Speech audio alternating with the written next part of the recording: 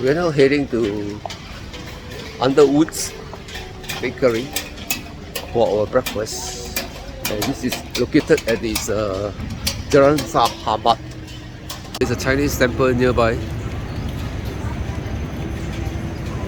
This is quite near the Jalan Alor area.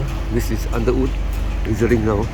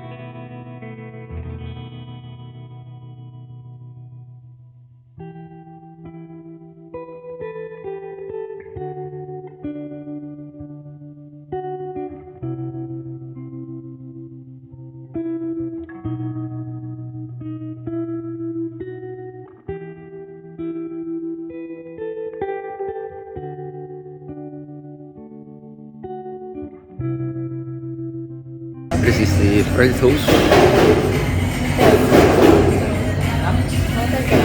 Come with a strawberry, and I order the chicken ham instead of beef. French toast is very well executed, very delicious. Well, of course, very high in calorie. This is the breakfast burger for Omar. Come with an egg, sunny side egg. For the burger and french fries. Looks very simple. This is a potato bun. Okay, this is what they call the potato bun. This is a pain out chocolate croissant.